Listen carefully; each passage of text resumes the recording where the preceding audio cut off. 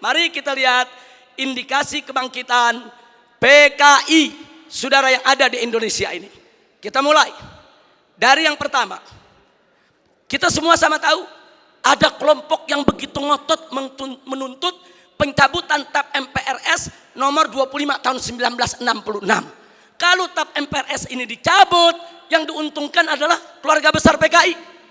Ini indikasi, saudara. Enggak mungkin yang bukan PKI menuntut pencabutan daripada TAP MPRS tersebut. Karena kalau TAP MPRS nomor 25 tahun 66 dicabut, yang untung bukan umat Islam, yang untung bukan tentara, yang untung bukan polisi, bukan, yang untung bukan negara, yang untung adalah kader-kader PKI. Nah, sekarang yang kedua, saudara, sebelum tahun 1998,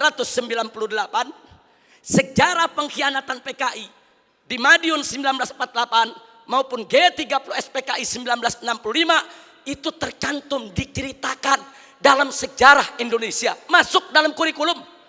Jadi dari tahun 1965 sampai 1998, sejarah pengkhianatan PKI merupakan bagian daripada kurikulum pendidikan untuk pelajaran sejarah Indonesia.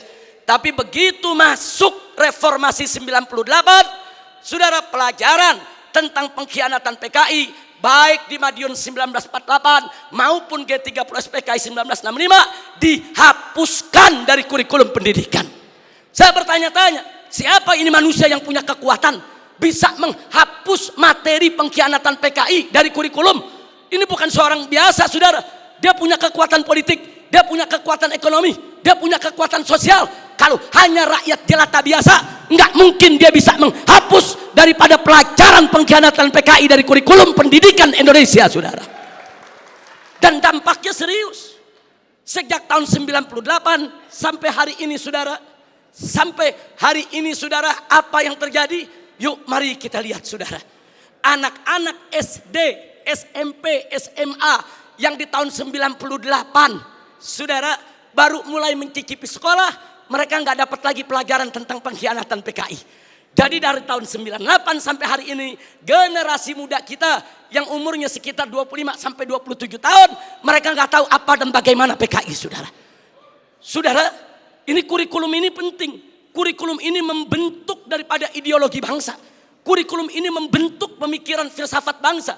Kalau sudah dihapuskan dari kurikulum, jangan kaget kalau anak-anak muda kita saat ini umur 20-an, saudara, 25 atau 27 ke bawah, tidak ada yang tahu PKI. Bahkan mereka merasa bangga pakai kaos dengan gambar Palu Arit karena ketidaktahuan mereka, saudara. Sebelum tahun 98, saudara, televisi nasional khususnya TVRI setiap tanggal 30 September selalu memutar ulang film tentang pengkhianatan G30S PKI. Hingga dari Sabang sampai Merauke, dari gunung sampai ke lembah, orang di kampung-kampung nonton film tersebut, saudara. Mereka tahu betapa biadabnya PKI, betapa zalimnya PKI, betapa pengkhianatan yang dilakukan oleh PKI. Tapi sayang sejuta sayang, setelah reformasi tahun 98 tidak ada satupun stasiun televisi sampai hari ini yang berani menayangkan kembali daripada film pengkhianatan G30S PKI, saudara. Ada apa? Siapa itu orang yang bisa nakut-nakuti televisi? Siapa itu orang yang bisa neken media televisi? Siapa itu orang yang menguasai media di kita punya negeri sampai media takut, nggak berani untuk menayangkan film itu kembali, saudara? Nah, ini fakta, ini merupakan indikasi kebangkitan PKI yang tidak terbantahkan. Omong kosong kalau ada mengatakan PKI tidak akan bangkit. Omong kosong kalau ada mengatakan PKI akan bangkit atau PKI ini sudah final tidak akan bangkit lagi. Omong kosong, saudara. PKI sedang bergerak, PKI akan bangkit kembali, PKI akan melibas kita semua kalau kita tidak merapatkan barisan dari sekarang, saudara.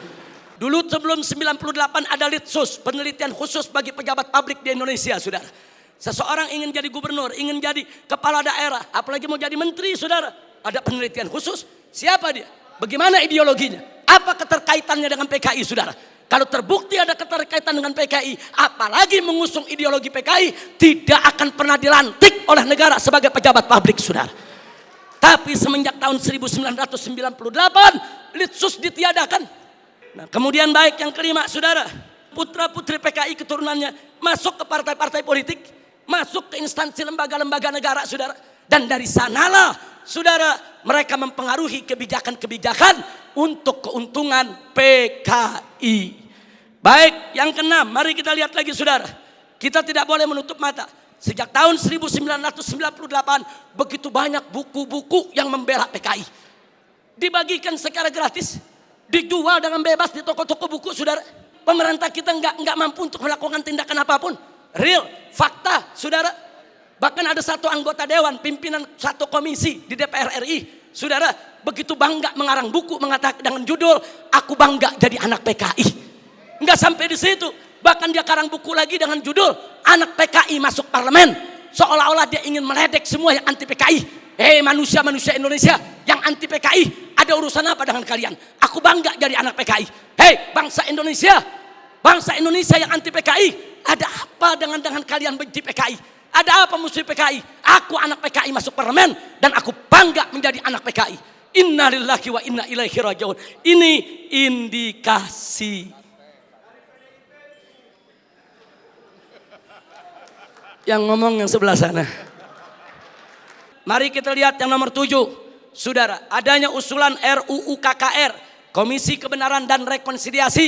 Ini juga tidak lepas dari peran-peran untuk kepentingan PKI. Kemudian yang ke-8, bagaimana Komnas HAM, luar biasa, saudara.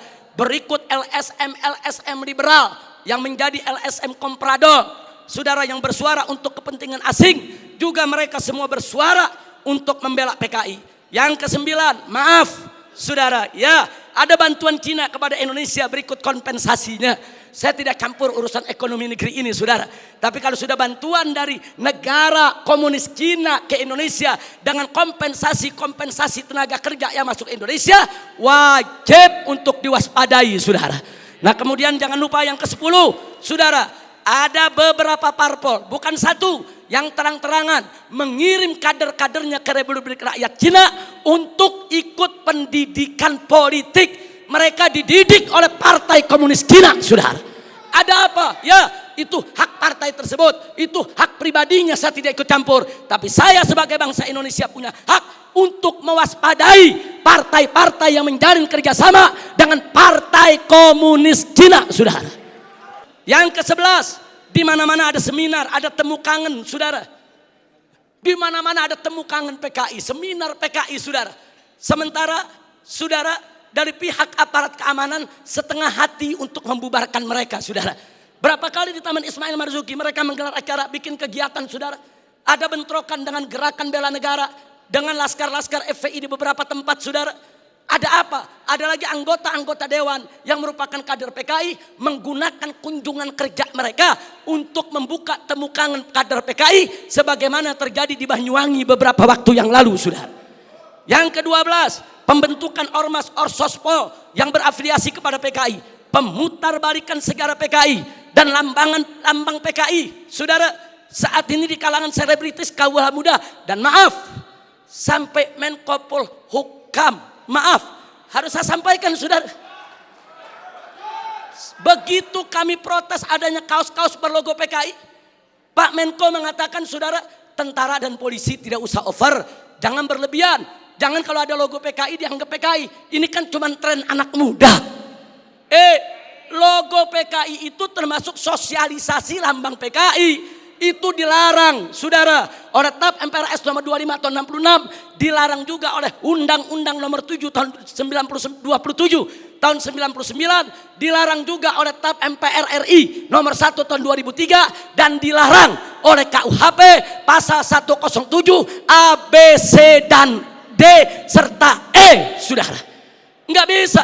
Kalau itu sudah masuk larangan, seorang Menko Polhukam tidak berhak melindungi logo Palu Arit hanya dengan alasan itu adalah tren kaula muda, saudara. Takbir, Allahu Akbar, merdeka.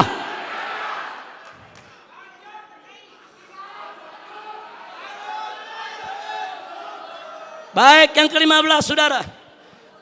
Belum lama ini, saudara, ada usulan konyol penghapusan kolom agama dari KTP, saudara.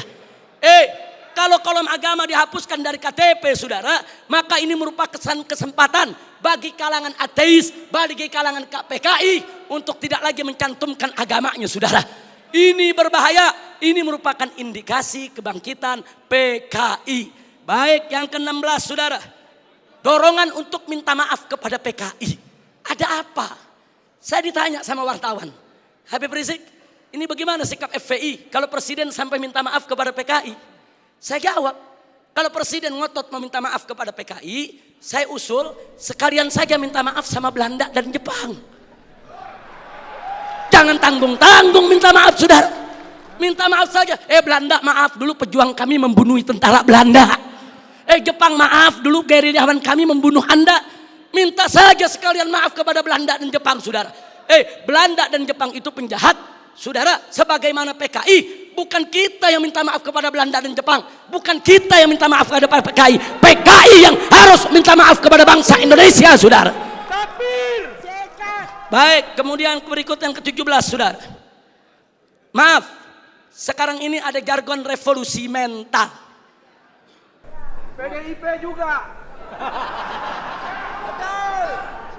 Kalau yang dimaksud revolusi mental adalah revolusi akhlak, revolusi moral, revolusi budi pekerti, dari tidak baik menjadi baik, tentu kami dari FPI akan sangat-sangat mendukung.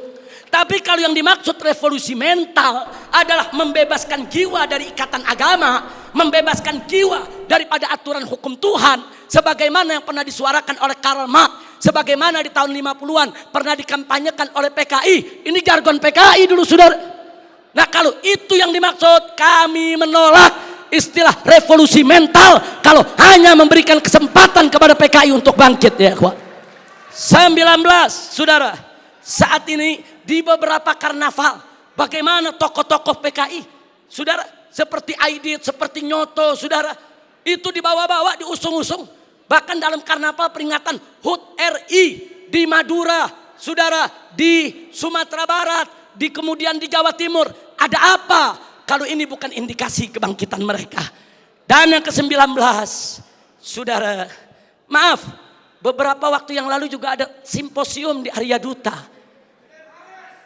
Saudara, ya, tujuan pemerintah baik, dimontopori oleh pemerintah, bagus tujuannya, saudara. Tapi sayang sejuta sayang, saudara, ternyata simposium tersebut, saudara, hanya menguntungkan kader-kader PKI ketimbang kader-kader bangsa Indonesia sendiri, saudara. Nah, karena itu, saudara, yang terakhir, yang ke-20, saudara. Ada jenderal PKI. Yang terakhir, saya sedih, kecewa bercampur marah. Begitu saya saksikan di ELC, saudara, Indonesia Lawyer Club, di salah satu sebuah stasiun televisi, saudara, ada tokoh yang mengatakan kalau PKI itu hanya korban. Kalau PKI itu korban, penjahatnya siapa? Kalau PKI korban, berarti penjahatnya NU, penjahatnya Banser, penjahatnya Masumi, penjahatnya tentara, penjahatnya Polri, penjahatnya negara, saudara. Nah, maka itu, saudara, ya kalau korbannya PKI, berarti penjahatnya Nahdlatul Ulama NU, berarti penjahatnya Muhammadiyah. Enaknya, saudara, umat Islam ini dianggap semua sebagai pelaku kejahatan. Ini kita tidak terima. Kepadang Persatuan, kalau ingin simpatik kepada PKI itu urusanmu. Tapi jangan coba-coba mengatakan mereka korban. Itu akan menyinggung perasaan jutaan umat Islam di Indonesia. Baik, saudara, saya di sini tidak mau sebentar karena waktu sudah sebentar. Implikasi saya lewatkan dulu. Usulan FPI untuk simposium ini. Ayo kita kembali kepada Pancasila dan Undang-Undang Dasar 1945 yang asli, yang dijiwai Piagam Jakarta sebagaimana amanat dekret Presiden 5 Juli tahun 1959. Takbir, merdeka. Yang kedua, tolak segala perbuatan dan pemahaman ideologi yang bertentangan dengan nilai luhur ketuhanan yang Maha Esa sebagai jiwa daripada Pancasila. apapun ideologi, pemahaman dan perbuatan yang bertentangan dengan nilai luhur ketuhanan Yang Maha Esa harus kita tolak, saudara. Termasuk pemahaman PKI, komunisme, ateisme, kemudian Leninisme, Marxisme, termasuk segala kemunkaran dan kemaksiatan yang bisa mengundang kemurkaan Allah sehingga bisa terjadi yaitu malapetaka dan musibah di negeri kita. Yang ketiga, tegakkan dan laksanakan TAP MPRS nomor 25 tahun 66, Undang-Undang nomor 27 tahun 99, TAP MPRI nomor 1 tahun 2003 dan KUHP pasal 107A sampai E. Karena itu kita serukan TNI dan Polri jangan pernah ragu. Anda semua punya payung hukum untuk menindak, menutup, membubarkan setiap kegiatan PKI di seluruh wilayah NKRI ini, saudara. Kemudian yang keempat, ada 5 poin, saudara. Tolak formalisasi rekonsiliasi dengan PKI. Saudara, saya punya cerita. Di tahun yang lalu, 16 Agustus tahun 2015, kami Ormas Islam itu melakukan long march yang diikuti oleh ratusan ribu umat Islam dari Senayan, Sudirman, Tamrin sampai ke Istana. Kenapa kami gelar itu parade tauhid, saudara, dengan ratusan ribu umat Islam? Karena kami dengar dari sumber yang sangat terpercaya bahwa Presiden, saudara, berencana untuk memasukkan, saudara, item permohonan maaf kepada PKI di dalam pidato kenegaraannya. Kita melakukan demo-demo kecil dan puncaknya yaitu tanggal 16 Agustus 2015, saudara. Nah, lalu apa, saudara? Di situ umat Islam sepakat kalau Presiden Jokowi tetap ngotot meminta maaf kepada PKI atas nama negara, kami akan serukan umat Islam, saudara, dan seluruh bangsa Indonesia dari Sabang sampai Merauke, kita turun ke jalan lengserkan siapapun presiden yang membela PKI, saudara. Takbir, merdeka. Nah, kenapa kami tolak formalisasi rekonsiliasi dengan PKI? Karena akan membuka luka lama sejarah dan bisa membuka pintu fitnah yang berbahaya. Yang ingin saya berbagi cerita, saya diundang oleh Menko Polhukam di rumahnya. Kami diajak dialog soal PKI. Saya tanyakan langsung kepada beliau, apa betul Presiden tetap akan minta maaf kepada PKI? Beliau saat itu memberikan jaminan, Habib, Presiden tidak akan minta maaf kepada PKI. Kalau sampai saya menyetujui itu, beliau tunjuk pengawalnya di sebelah Kopassus. Ini anak buah saya Kopassus akan tembak kepala saya.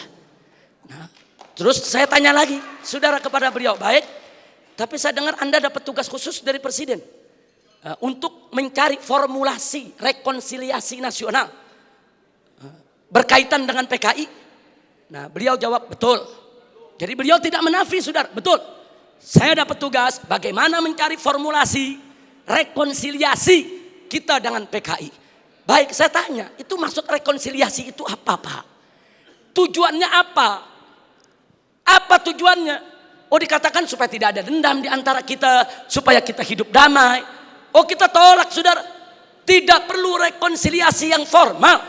Sebab, saudara, rekonsiliasi secara alami telah berjalan di tengah masyarakat antara PKI dengan bangsa Indonesia, saudara. Artinya hari ini seluruh kader-kader PKI, keturunan PKI sudah mendapatkan hak sosialnya, hak sipilnya, hak budayanya, hak politiknya, hak ekonominya. Mereka minta apa lagi? Mereka jadi pejabat bisa, jadi pengusaha bisa. Mereka udah nggak diganggu oleh umat Islam, saudara.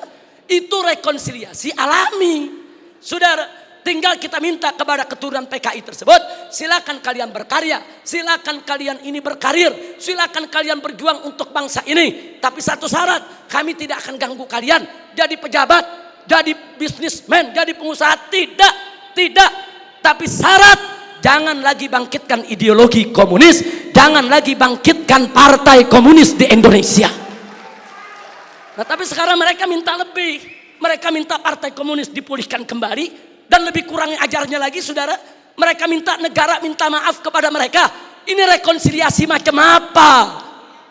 Maka itu rekonsiliasi yang diformalisasi oleh pemerintah, saya khawatir ini akan membuka luka lama sejarah dan ini bisa membuka fitnah yang sangat berbahaya, saudara. Makanya tepat yang dikatakan oleh Kiai Haji Salahuddin Wahid, cucu daripada saudara pendiri Nahdlatul Ulama beberapa waktu yang lalu, kalau presiden pemerintah ini sampai minta maaf kepada PKI akan melukai seluruh perasaan daripada warga NU. Dan saudara, lebih telak lagi yang disampaikan oleh anggota Dewan Pertimbangan Presiden, yaitu Kiai Haji Hasyim Muzadi. Beliau sampaikan langsung kepada Bapak Presiden, kalau Bapak minta maaf kepada PKI, bukan hanya NU yang terlukai, seluruh umat Islam bangsa ini akan terlukai. Ini bahaya, ini negeri udah damai, udah tenang. Kita nggak ribut-ribut lagi soal PKI, saudara. Kenapa mau dikorek-korek lagi luka lama, saudara? Nah, karena itu, saudara, kalau ada usulan bongkar itu kuburan massal yang isinya PKI, apa seluruh kuburan mau dibongkar? Kuburan kiai-kiai, santri-santri, saudara, umat Islam yang mereka sembelih, apa semua mau dibongkar? Apa semua juga mau dibangkitkan kembali, yaitu luka lama yang sudah ada? Ini pertimbangan tidak rasional, saudara. Karena itu kami dari FPI menolak formalisasi rekonsiliasi dengan alasan apapun, saudara. Tapi kami menerima kader-kader keturunan PKI saat ini dikembalikan hak sosialnya, hak ekonominya, hak politiknya, saudara. Kita terima, mereka bangsa kita, mereka saudara kita. Silakan hidup bersaudara berdampingan dengan kita, dan mereka harus tunduk kepada Pancasila. Jangan lagi menghidupkan daripada komunisme. Sebagai penutup yang kelima,